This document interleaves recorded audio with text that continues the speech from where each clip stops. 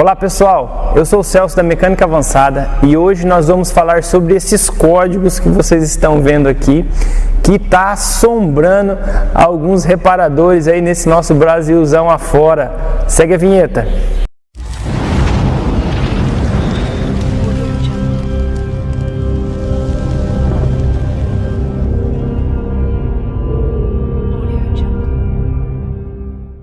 Gente, esses códigos de falhas vêm assombrando muitos reparadores por esse nosso Brasilzão afora.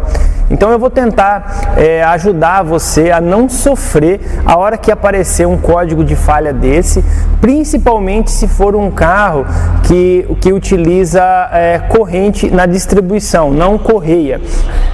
Principalmente na parte de corrente o pessoal sofre bastante. E assim, esses códigos, eles estão relacionados à correlação entre o sensor de rotação e o sensor de fase. Tanto é que quando você se depara com algum código desse, ele traz essa mensagem para você, né, dizendo lá que está tendo algum problema, né, nessa informação que está sendo enviada para a central. Ou o carro está fora de sincronismo, ou o sensor não está funcionando, alguma coisa está ocorrendo. Então eu fiz aqui esse PowerPoint para eu poder dar sequência e eu também não esquecer de nada, e cada detalhe eu vou falando para você tomar cuidado aí na sua oficina e não sofrer e não perder tempo, tá bom? Vamos lá. O primeiro item é o sensor de rotação. Como nós estamos falando de um defeito de correlação, se caso nós tivermos algum problema no sensor de rotação, você não vai conseguir fazer, você não vai conseguir fazer não. Se você tiver algum problema no sensor de rotação, ele já vai gerar algum código relacionado a isso. E lembrando que quando gera esses códigos de falha, o carro perde potência, tá? E aí, perdendo potência, o carro fica fraco. Então, o sensor de rotação é muito importante a gente verificar. Aqui no nosso canal do YouTube, canal Mecânica Avançada, eu tenho alguns testes, alguns vídeos ensinando como que você faz o teste a fundo no sensor de rotação, com osciloscópio, tudo bonitinho, tá? Então, o primeiro é o sensor de rotação.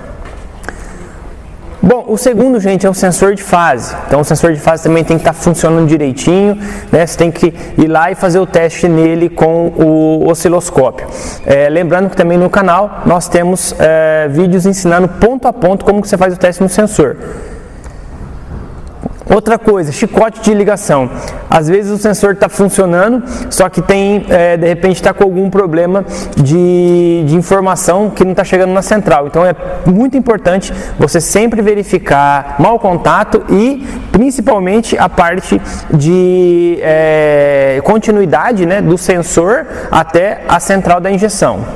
ECU é mais difícil acontecer, mas pode ser, né? Porque vamos supor que você que está lá dando esse defeito, você vai lá dando esse defeito e dando um sensor de rotação, um sensor de fase, alguma coisa assim, e você vai lá, testa o sensor de repente não está chegando alimentação, não está chegando negativo.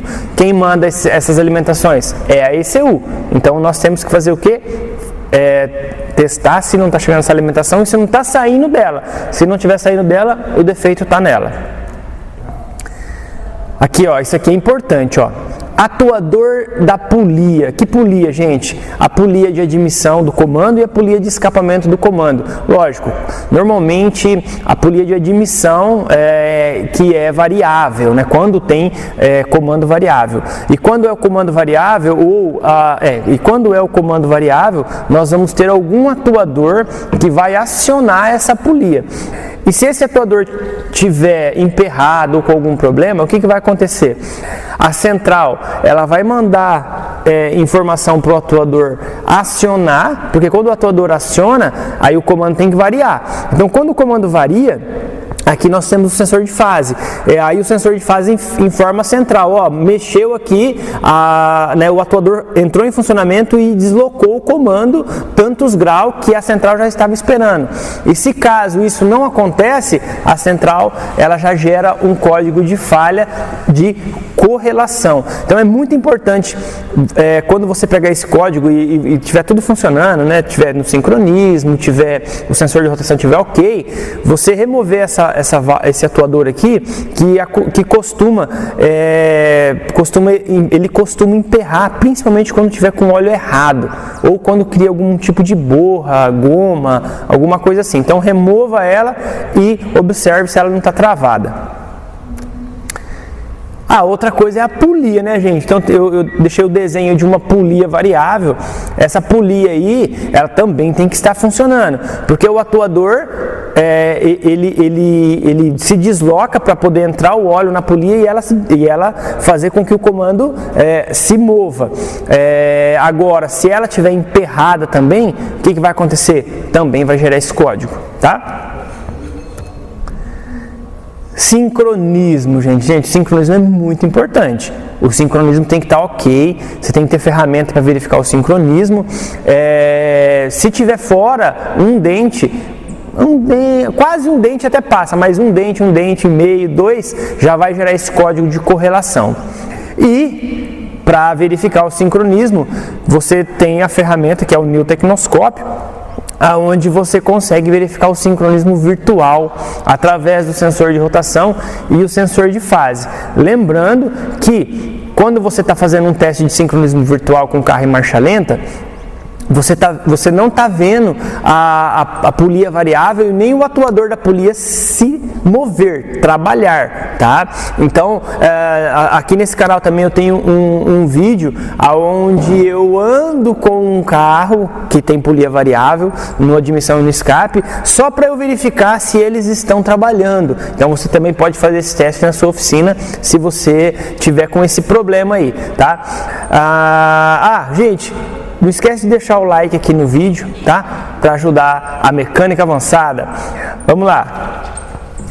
Gente, correia dentada frouxa, eu já peguei cada caso, cada situação de tensor tá com defeito, ou de repente o cara coloca o tensor e não regula o tensor direito, como tem que ser regulado quando é aqueles automáticos. Aí em algum momento a correia fica frouxa, e nesse ficar frouxo, ela chega a passar de um dente de fora de sincronismo. Pum, também gera esse código, também gera esses códigos de falha, que nós estamos falando a respeito.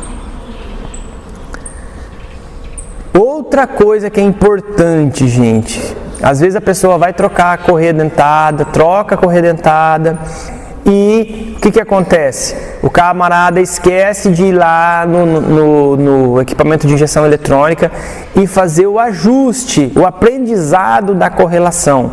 Não são todos os sistemas que têm a necessidade de fazer essa adaptação, mas os que precisam tem que ser feito, porque senão ele não consegue reconhecer, tá? Então, quando você troca a correia dentada ou troca as correntes, você tem que verificar isso, senão ele pode ficar gerando esse código. Gente, eu já vi cara sofrer por causa disso. Eu já vi que gente arrancar cabeçote, ficar desesperado, não sabe o que fazer. Vai lá, é só ele entrar lá e fazer esse simples aprendizado via scanner. Eu coloquei a foto do vidente, então você vai lá no vidente, abre lá, vai em manutenção e quando você clicou em manutenção já vai aparecer lá, ó, aprendizagem CKP, tá? E aí é só você fazer o aprendizado que daí ele se autoajusta. Celso, mas por que tem que fazer essa correlação, esse aprendizado? Por que os outros não precisam e esses precisam? É que assim, gente, a central ela quer ser cada dia mais inteligente, quer deixar o motor cada vez com um funcionamento melhor.